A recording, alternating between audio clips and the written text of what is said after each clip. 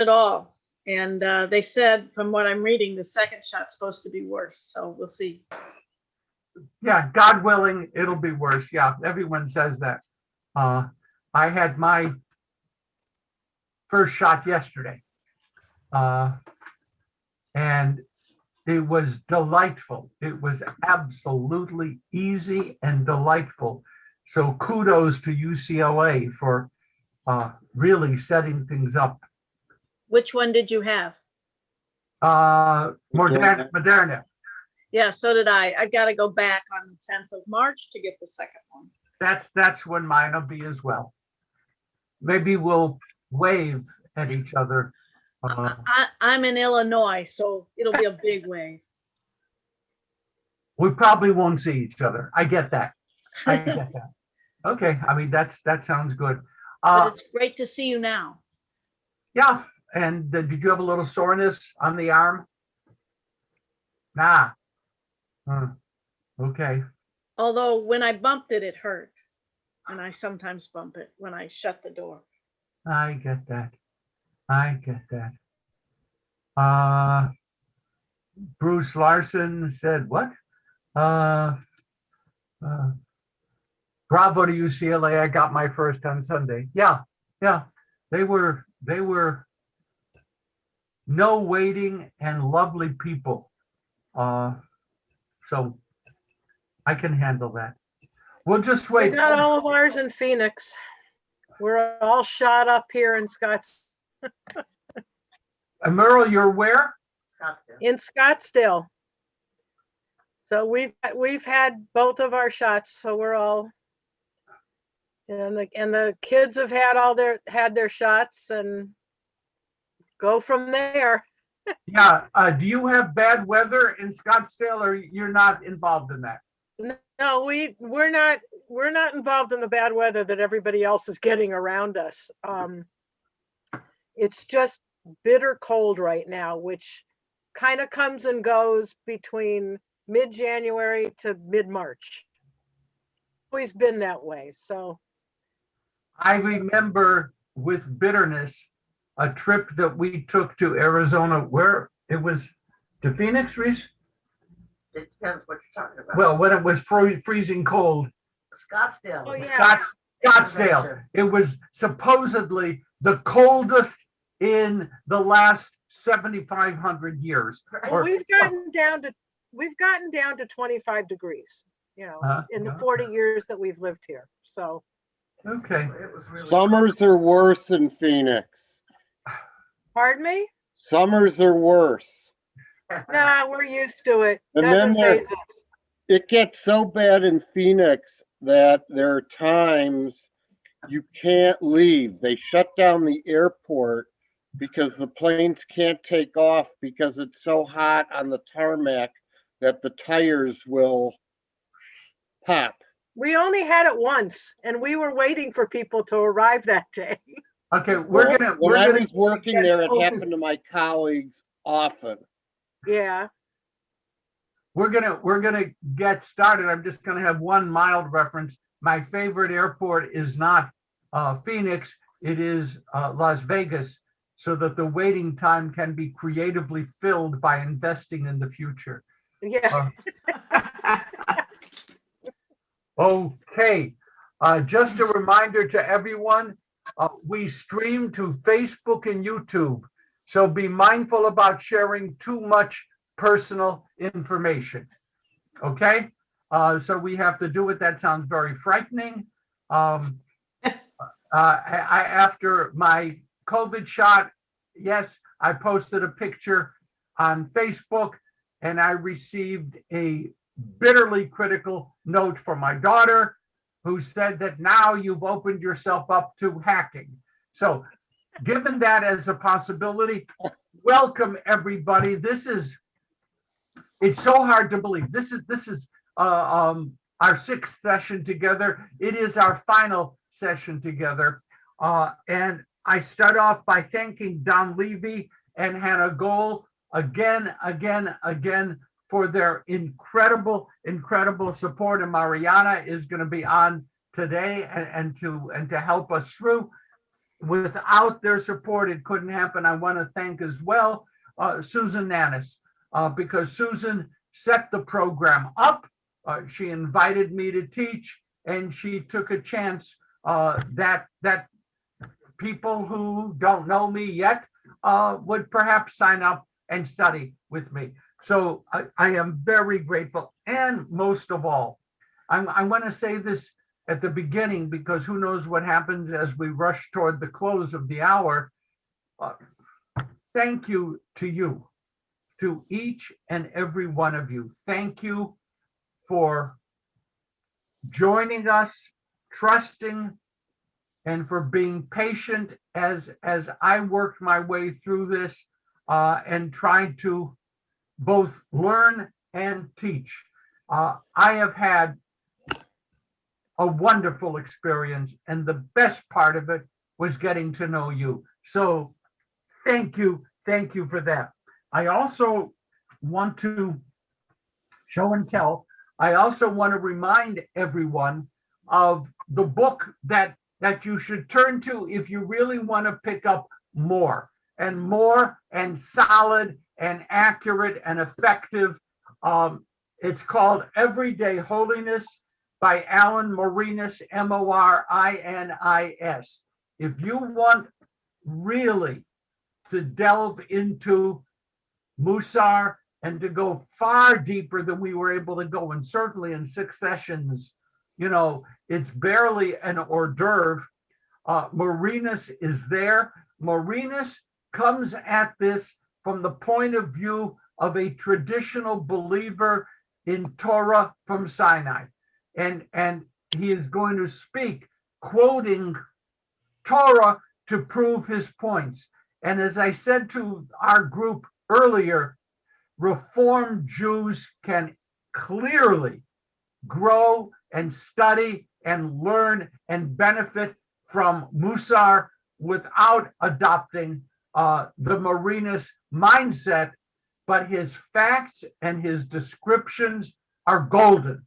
Okay, so this is Morinis, and I'd like to mention as well one of the hottest sellers from the CCAR press is the Moussar Torah commentary, and this is a book which attempts to, it has authors addressing the weekly Torah portion and drawing a Moussar lesson from it. So enough of that, and no, I don't get any payment from that. Okay. The first thing, thank you for laughing. Merle, thank you. I really need that. It's important. Okay. The first thing I want to remind everyone of, and I'm going to start off with a few reminders, that this perhaps was the most challenging concept of all. There are many Torahs in Judaism, and you got to hold on to that. You have the Torah, which is the 5 books, but you have the Rabbi's Torah, which is a Torah different in the manner in which they grow and understand the written Torah. Then you have the philosophers and commentators Torah. You have the Kabbalah Torah. You have the Enlightenment Torah. You have the Mussar Torah. Each of them looks at the 5 books of Moses and attempts to base itself on that, but go off in its own unique direction. Okay? So we are talking about the Torah of Moussar. That doesn't obliterate the Torah of the 5 books of Moses. But the Torah of Moussar is clearly not the Torah of Benedict Spinoza. Let's be clear, that doesn't work. But very important. And this statement, which if I hadn't written it myself, I would have applauded. If any of these Torot, plural, right, do not address the challenges that we are facing in our own lives, then what possible benefit could they have? And I'm going to apply that principle across the board to all of the Torah. to all of the ways in which we read our sacred literature and try to understand it. If studying Mussar, our 6 weeks, doesn't help us, because I'm in the group, doesn't help us learn to address the world more effectively in a more healing and caring and productive fashion, then there is no benefit to our entering the Mussar Torah. And I would say that for the other Torot as well. If they don't help us address the challenges that we are facing, let's talk about our challenges today, then what possible value?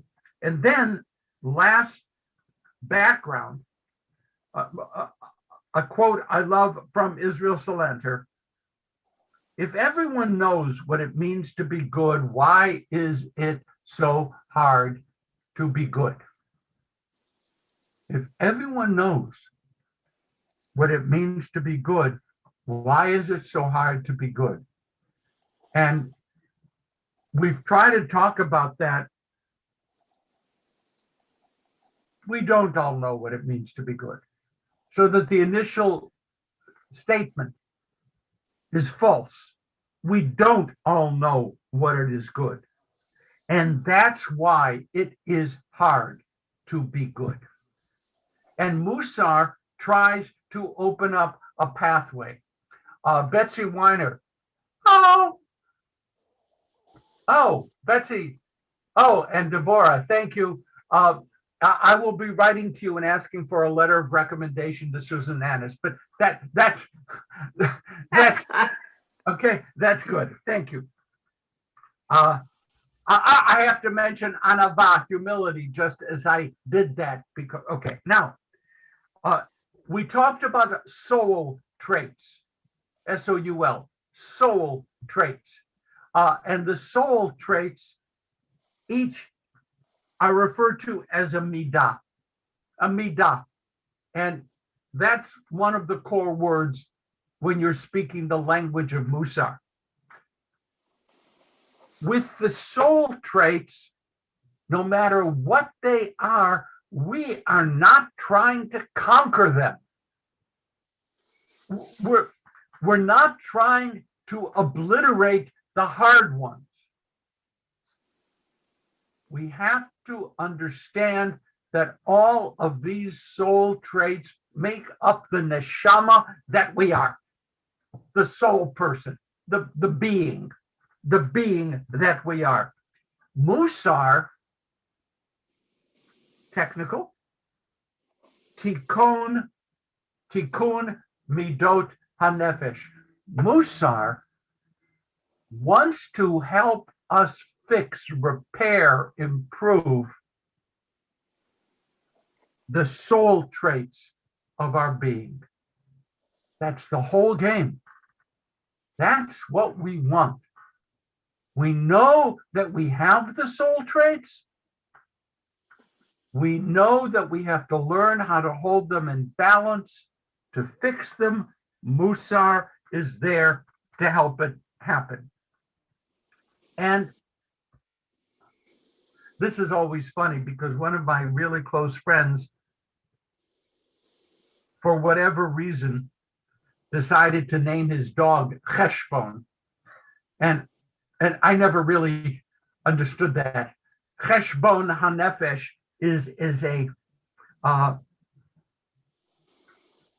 trying to consider a survey of what's going on in our soul.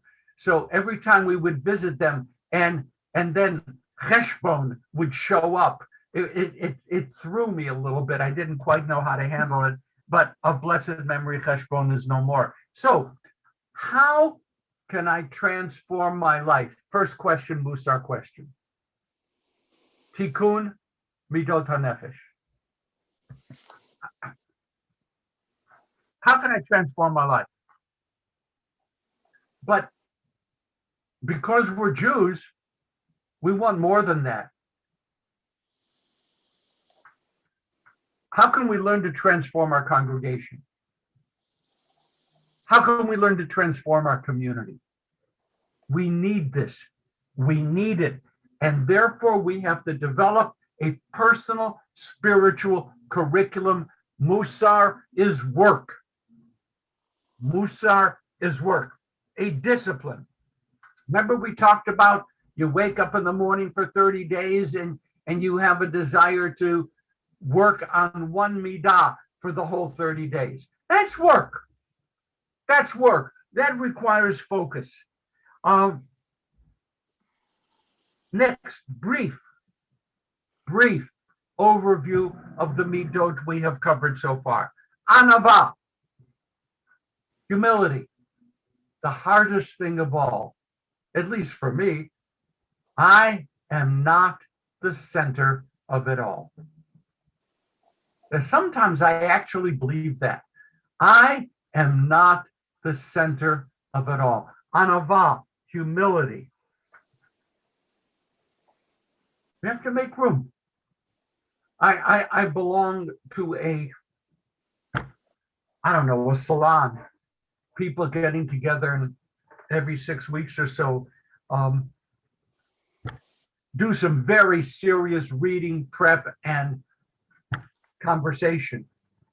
Since I started teaching this, working with you on this class, I've already identified one member of our salon who couldn't handle anava if it were handed to him on a platform.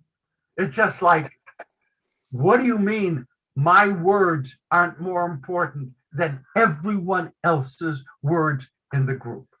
There are people who are like that. And anava says, make room. Make room. If you will, to mess up all kinds of terms, anava is Mussar's Breshit. I don't know if that's a quote, but it all starts with anava. It all starts. Where am I in the world? Where am I in relationship with all of you? Where am I? Next, hakarat hatov. Hakarat hatov. Remember, who needs us to say thank you? Who needs us to say thank you? Who needs us to say thank you? Okay, all right. So we're getting hand signals from David, and he just didn't want to bother unmuting. Fine, but David is going like this, and that indicates we need it. Can you accept the reality that all of the Hodu Ladonai Kitov, give thanks unto God, Modeh Ani, I give thanks unto you, all of that, God doesn't need. Imagine God going to bed at night and, whispering to the Shekhinah, the female presence who was his consort, Shekhinah, no one said thank you to me today. I'm crushed. No, that's not what happens. We need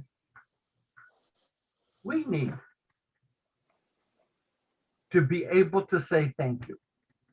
We need to be able to look at the world and say thank you. It's a discipline. And very important. To awaken ourselves to the good, there is good in many places. Look at it. Look at it. And be able to say thank you. We're not Pollyanna. Okay, savlanut, patience. Patience. And here's another favorite line. I didn't invent this one, but if you forget who else did, I'll claim it. Increase the distance between the fuse and the match. Patience. What a great, powerful line. Increase the distance between the fuse and the match. Not too much, not too little. Okay, I have here a note from Merle. Congratulations on the merger approval from both congregations' boards. Just received the, excuse me, Merle, you're reading email while I'm teaching. I just want this to be clear. Excuse me, is that what's happening? Okay. Anava. It was unhumble. before, I promise. I would never do anything else when you're teaching. I am eating my lunch, if that's okay. I know the eating lunch is fine, but okay. I'm trying to find my place in the world and make room for Steve Leader's email. But yeah, all of us need it, and it certainly is a great thing. A view from an experience in Jerusalem.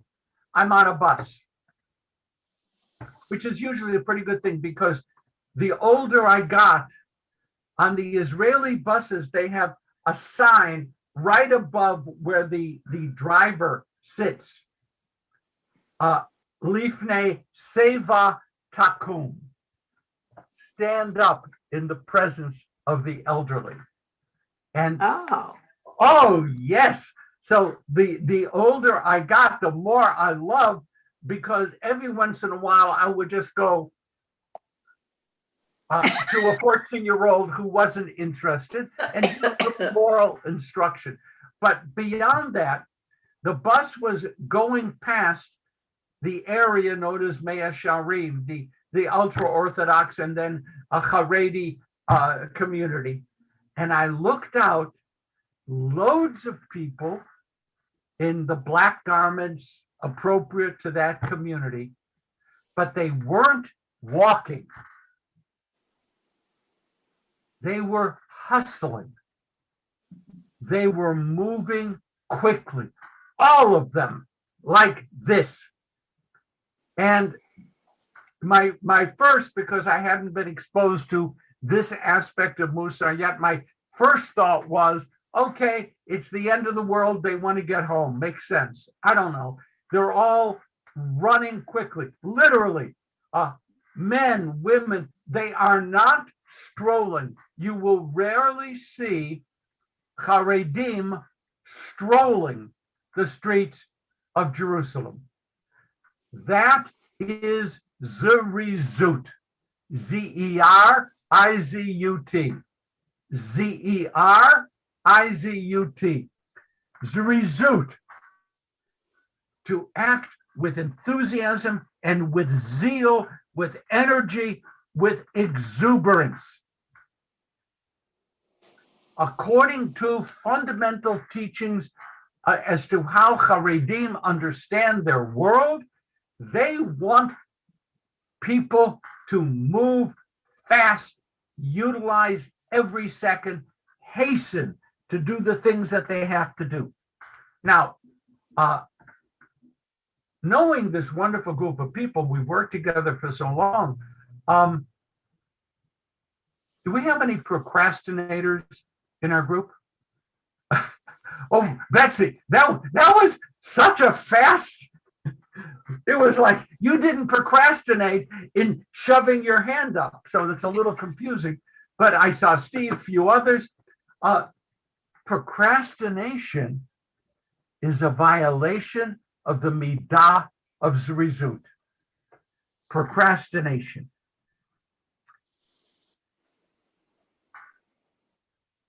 Should we be rash?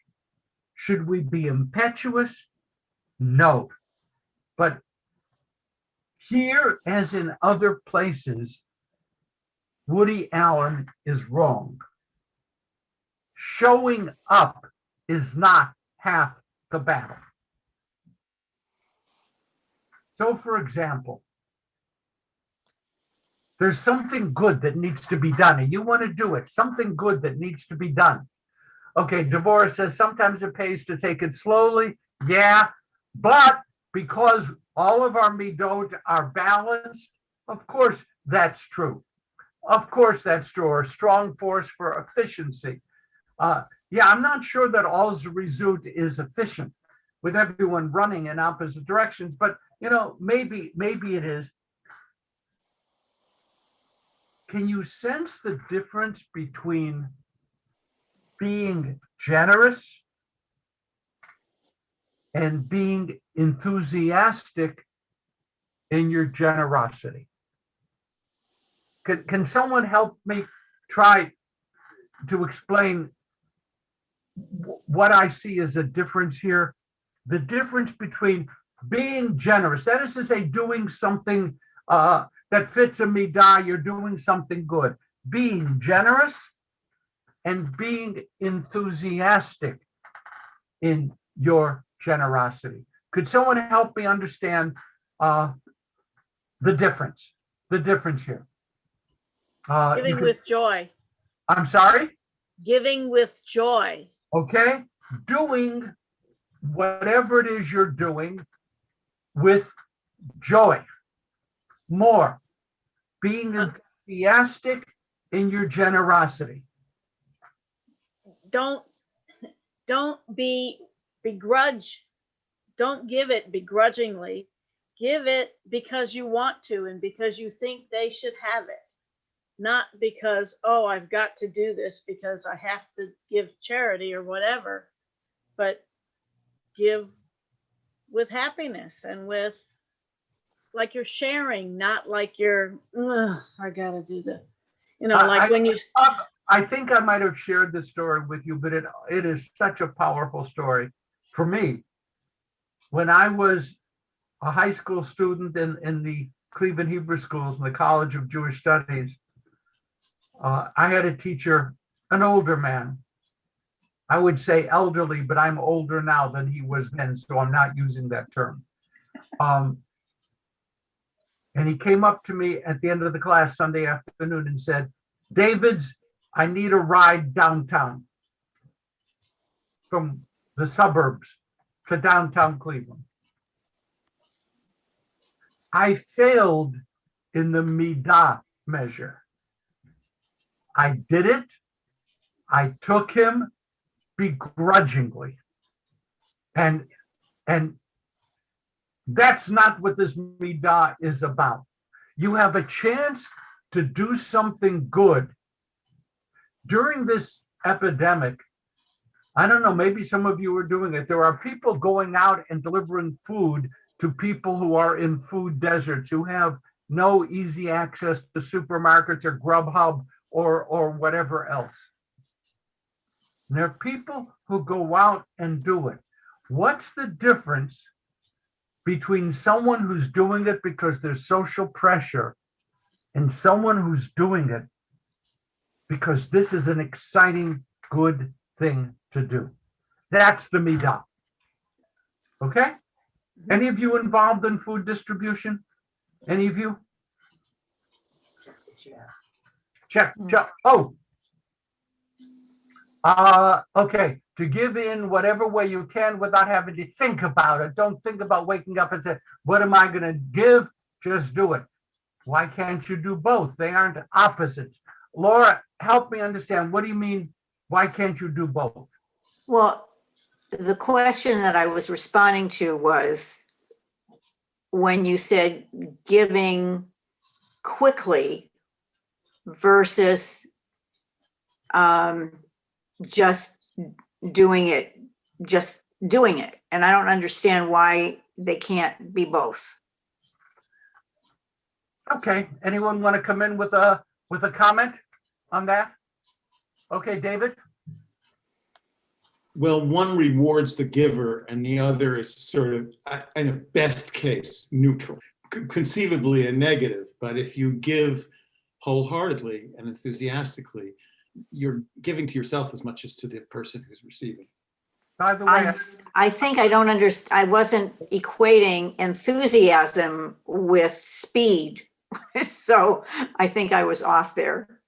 okay. It just, I would also, Laura, suggest that people for whom we do mitzvot can probably sense the attitude that brings us to what we're doing. And Absolutely. That's part of this. In other words, it's not just the doer, it's the doee. It's the person who's the recipient. And some of what you do is spoiled if you convey. I remember going to the Wilshire downtown Thanksgiving and packing the turkeys and the cans and all that stuff. And there were always little kids running in and taking my last can. And I was trying not to be angry with them. I had a package to fill, but you do it, but not just do it. What gets in the way of Zrizut, of acting with enthusiasm? What gets in the way? What do you think gets in the way? What gets in the way of Zrizut? I have one thing. Laziness. Laziness. And it doesn't mean terminal laziness. It's just, you ever get to a point where I know I got to do something today, I'm just not going to do it. I'm, it's cloudy. I'm not going to do it. Isn't it also the intention behind the action that would make it different? If we do something because we feel we have to, energy and intention is different than if it comes out of inside. Yes, yes, yes, yes, and yes. We're living in another future moment. Isn't that interesting, Ray? Yeah, that's interesting. If we are doing something out of enthusiasm, we're also shaping the future. That we could talk about that. Isn't it better to do something good even if we don't feel enthusiasm? Yes, yes, yes, yes. I'm sorry. You came to offer me a check for $1 million to support my institution, but you look grumpy, so I'm not taking it. No, I don't think that would happen. But yeah, Howard, are you grumpy? Yes. Oh, okay. I think, now that you ask, Yeah. I think that counter-intentional behavior is something that, some people have never experienced and other people are just all about it. And if for anyone who has it, they'll recognize it, which is that you want to do something, but you also apparently don't want to do it. Like you want to pay the bills, but actually you find it very hard to pay the bills because who the hell are these people? Why should you give them the money? And besides, they're charging too much and somebody else should be paying the bills. So I think maybe if your mind is very clear and you know what you want to do, then you might be bustling around because you have so many things you want to get done. But if you're full of counter-intentional behavior, it would slow you down. Okay, Howard, thank you. Rabbi? Yeah, where, Miriam? Yes, Rabbi. I can't get myself on, but it doesn't matter because I can see you and other people, and that's important. What I feel, and tell me if I should or should not, if that's right or not. When I feel I have to do something, I'm looking at a pile of papers every day in my procrastination, of which I'm a very, very, I'm top of the list, I think. Okay. I say, no, I'll do it tomorrow. But if we're talking about things that have to do with relationships, this is a relationship between me and myself. Therefore, it doesn't harm anybody. It doesn't bother anybody. It bothers me. But if I need to do something for somebody else because they either ask me to or I feel I should, then my body language is very important. In no way am I allowed in my own mind to convey anything negative to them. It's hard though, Miriam. That's hard. It's hard not to do. Very hard, but it's worth working on.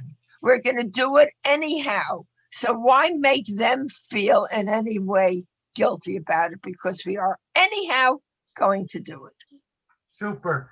I noticed recent note put down at OPCC, many of the people receiving the lunches prefer to take from the children rather than adults because the children are demonstrating more open joy when they hand those bags over. And that makes the experience great. So, okay, we have laziness gets in the way of Zrizut, and we know that. We have Remember we talked about, excuse me, the Yetzer Hara, the evil inclination. Now, the Mussar people portray the evil inclination, the Yetzer Hara, as whispering to us, it doesn't matter.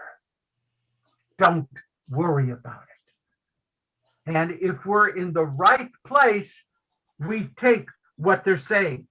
Also, rationalization. You know, if I were rich, I would be doing a big gift, but my small gift doesn't matter. Rationalization gets in the way. If only I were smarter, I would study more. But this is, you know, this is not where I am. If I were stronger, I'd pitch in and help. Oh, by the way, my favorite, I don't feel like doing it today, but you know, there'll be always problems tomorrow. I'll do it tomorrow. This isn't the only chance. This isn't the only chance. So, Zrizut wants us to look at the world and see opportunities to do good. Not complicated. Look at opportunities to do good.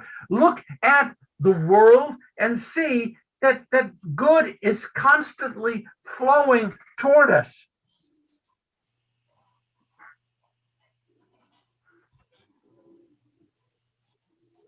What do we do if in our lives what's flowing toward us is pain?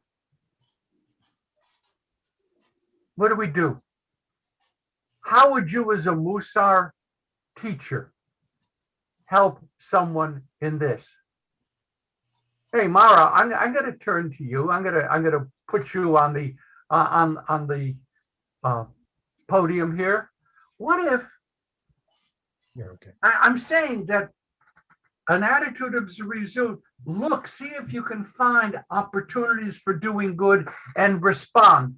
Good is flowing towards you, but what if in the real world, what you feel coming toward you is more often pain than good? What do? Well, if I'm practicing gratitude, then I can practice gratitude in order to gain enthusiasm to look past the pain. That's good. Hard. That's good. Thank you. By the way, Betsy, I did read what you wrote, and flexing spiritual muscles and flexing Moussar muscles is very much a part of what we're doing during this whole process. The discipline, flexing the muscles, absolutely. But Mara, yeah, even if you can find something small,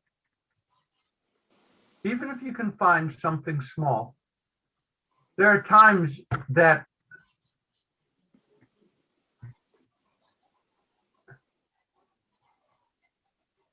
in the midst of working with a congregant who's going through a very difficult period, and I'm so trying to be present for them, sometimes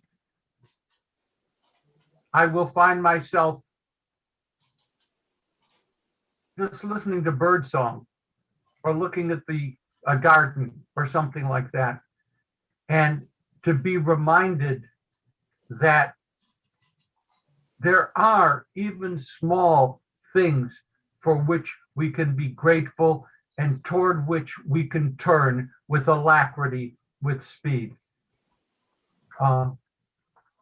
Anything else, Mara? Okay. We're going to wrap up because we got to do 73 midot today, and we're not going to. Zrizut. Recognize opportunities for good. Hasten to do the good. Oh, Roy is actually looking at the book at this point. Have you read it yet, or are you just beginning? No, I haven't read it yet. I'm Okay. in the midst of. I'm glad that you're doing it. And if you want to be in touch with me after this and share some thoughts or feelings, I'm here. Great. That's just great. I also like his Climbing Jacob's Ladder book. Yes, and yes.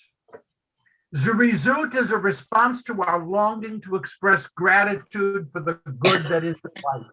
We should work hard. We should speed up. Not that we should go crazy, but don't miss the opportunity. We are going to move on to Chesed. Chesed, another midah. Chesed.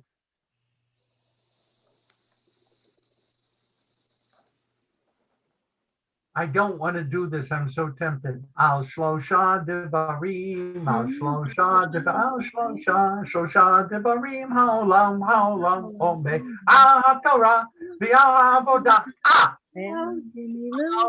Milut chasadim. Oh, we are a choir. We are totally fabulous. The world stands on three things according to the passage from Pirkei Avot: Torah, worship, and gemilut chasadim, the doing act of chesed. Chesed.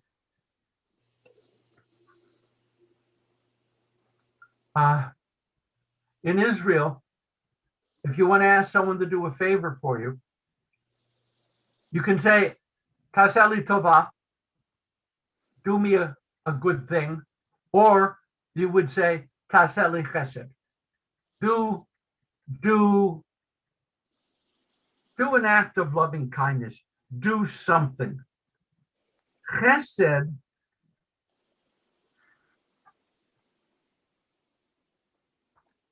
is an act that sustains others.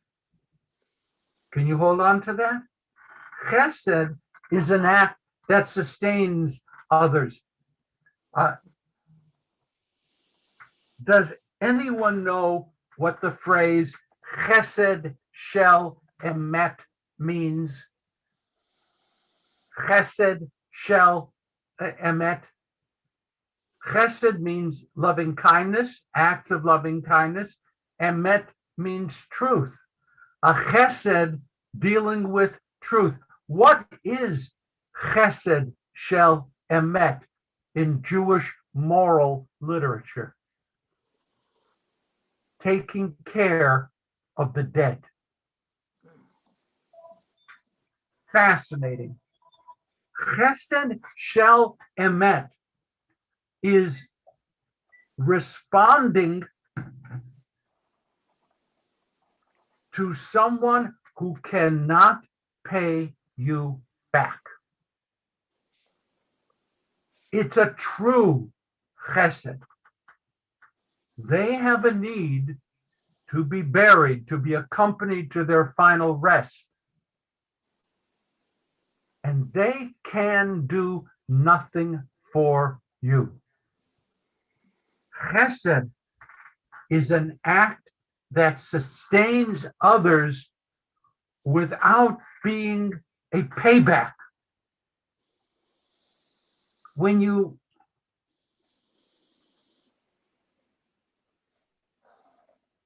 accompany someone to the cemetery,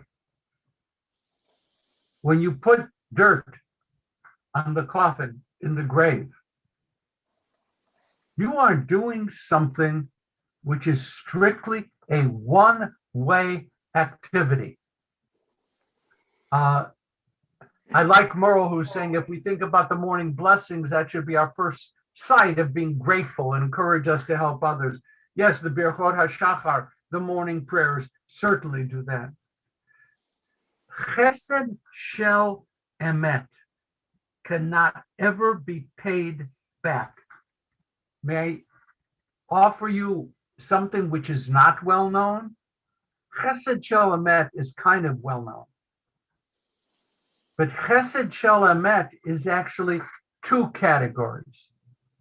Taking care of the deceased as an act of loving kindness and caring for wildlife. Hmm. You want to think about that? Caring for wildlife is a Chesed Shel Emet, the way caring for a deceased individual. There are things that we do that don't carry with them automatic payback. Automatic payback.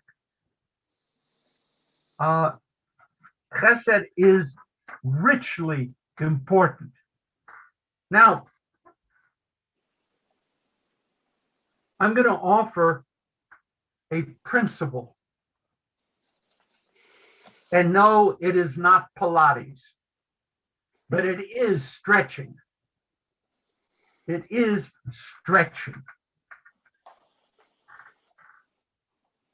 We have to do more than just the act of caring. When we are involved in responding with loving kindness to another, we should stretch.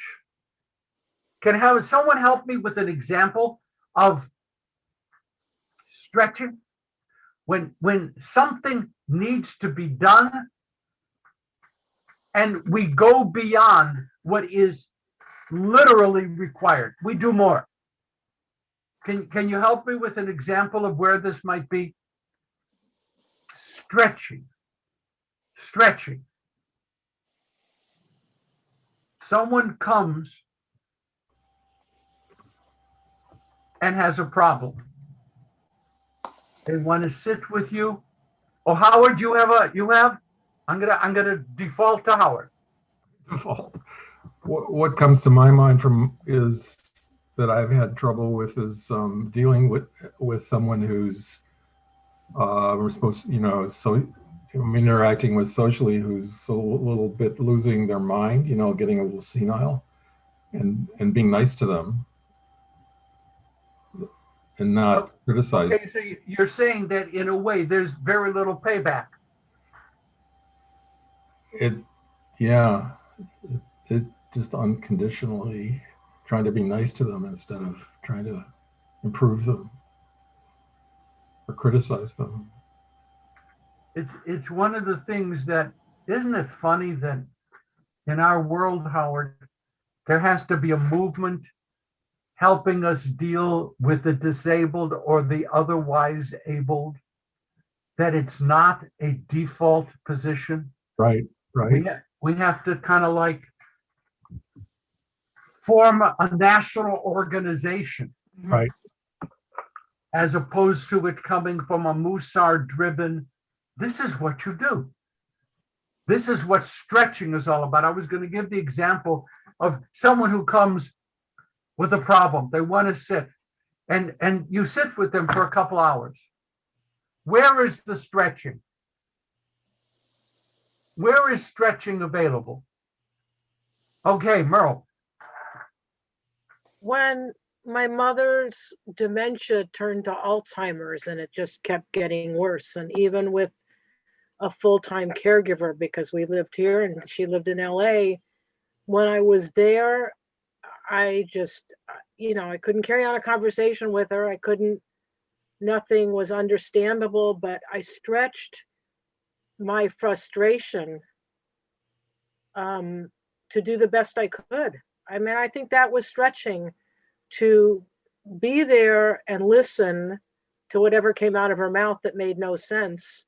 Or when she'd call here and stuff she said we knew was bizarre, but we listened to it, and you just kind of, the saying you deal with it is wrong, but you're stretching because it's far beyond your capabilities that you ever thought you'd have to deal with. Oh, that's super. Thank you. Rabbi? Where? Miriam. Oh, Miriam. Miriam. Okay. Rabbi, I find the word stretching a wonderful word. You might wonder what it has to do with all this tikkun nefesh of Mussar, but it has everything to do with it. For me, it's an operative, very operative personal term. A friend of mine recently went through a tragedy and she's not doing well. And she phoned me the other day and she said, "Are you busy?" And I said, "No, I'm never busy for you, never." And so she said, "Can I talk to you?" And I said, "Of course. And whatever you want to say, I'm here, I'm listening." And then I said to her, "Do you want me to just listen? I'm so happy to do that for you. I'm honored. Or do you want me to tell you what I think? Or do you want me to give you any advice?" You know what? I'm learning in my old age not to give advice. I'm learning to be a listener. To And be therefore, present in the language of the Mussar. word is present is wonderful. I learned that. I like that. I'm going to take it with me and use it as of this minute. To be present means you are there for them. And that's what so many people need. They don't want you to tell them what you think, including your own adult children. They surely don't want that. But they surely want you to listen. And so it's a trait, and I would even add it to the 6 traits you're giving us of Moussar. Even adding it is learn to be a listener. Learn to be a listener, learn to be present, learn to make space for the other.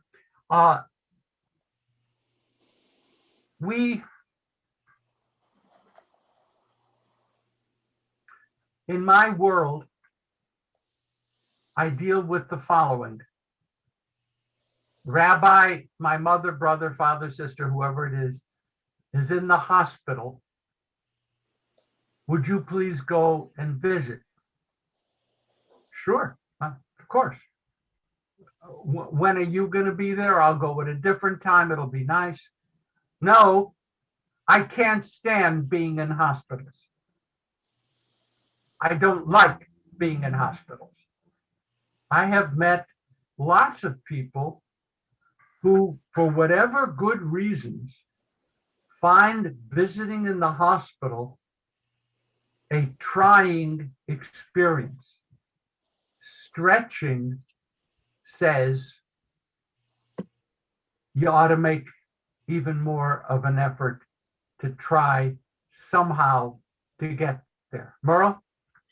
When my mother was in the hospital having one of her strokes, or after having had a stroke, and her friends that worked in the hospital that she used to work with came up to her room, and she had another stroke while they were all in her room. Oh my God. And I watched them all stand there and say, "She's having a stroke. She's going to die. Let's get out of here. We don't want to watch this." Wow. And it was at that point in my life that I realized that these people weren't, I questioned their friendship of so many years with her as to they weren't willing to be there, and they didn't understand why I was there so often, that I'd practically moved into the hospital.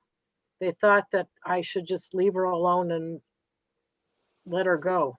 And it was, I learned a lot about this particular midot then, because I had to learn how to deal with them and seeing them and dealing with them.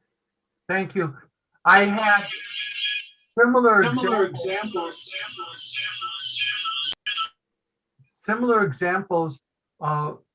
with Shiva, where there are some people who say, "I'm going to send a note, but I find it too distressing. It reminds me of something traumatic that happened earlier in my own life.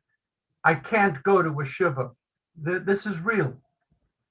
And I think the Moussar approach would want to move us far away from judging, from far, far away from judging, to be open to understanding that There are people who bear scars we don't know about, and we may never know about. And part of the Moussar approach would be to go for hakarat hatov, go for trying to find something good in this, even though it's a very, very, very difficult situation.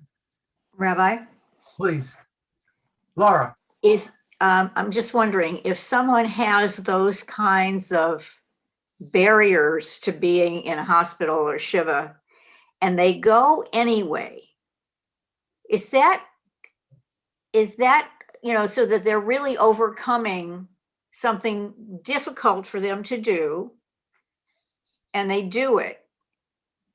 To me, that's being a mensch. But I don't know how to express that in Moussar terms. I think mensch works. Okay. I think mensch works. I could probably find something very complicated and obscure, but mensch works. And Laura, when you see this happening with someone who has never wanted to go to a hospital and they do go, what happens next in your relationship with this person? I think I would have higher esteem for that person than I had before, because they took on something difficult and did it anyway. Yes, yeah. And once again, we're going to avoid judgments. I have enough going wrong in my work with my own midot that I'm going to be very careful about judging people who are struggling. But it might be a fun thing after this person has gone to the hospital, even though previously they never would. Say something because I can't find. Okay, my friend Risa wants to Hi, use Risa. my big screen monitor. Go Hi, ahead. Risa. Tried to put on my mic, and of course there was feedback, so I turned it right off. I have to talk on his. We are blessed right now watching our 3 children in their 50s who have begun meeting, the 3 of them. It's not the first time that they have met like this. They've had conference calls many times during their lives. They are struggling with their fears for us. What should be done next for us? How can they listen to what we want to keep our independence? Mhm. I had a meeting last night for 2 hours. I would say it's a cabal, not a meeting, but that's okay. But they are struggling and stretching to figure out how to be good. And it's hard for us.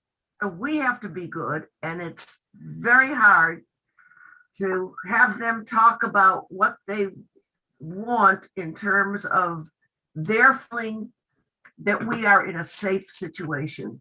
Mhm. And I think we're blessed to watch it and grow with them. I really appreciate that comment.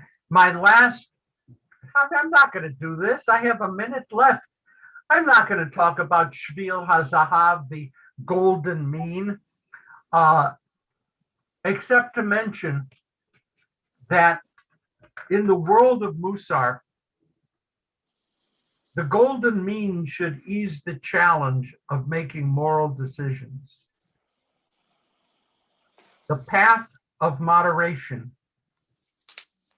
The path of moderation. You want anava. You want hakarat hatov. You want chesed. But it's not intended. It's not intended to be radically different. The Shvil HaZahav, the golden path, which, by the way, was firmly embedded in Maimonidean philosophy, since he borrowed it from Aristotle, which he, proudly did. Maimonides was a major transmitter of Aristotelian philosophy into the Middle Ages. The golden mean. And I'd like to leave us with this. I'd like to suggest passionately taking the middle path. That sounds weird, right? Passionately taking the middle path, the Shvil HaZahav. Moussar doesn't want hedonism. Moussar doesn't want asceticism. Moussar understands that moderation is hard, desire is real, temptation starts small. We work toward the golden mean, the Shvil HaZahav. The Shvil is a path, the golden path. I'm going to stop here.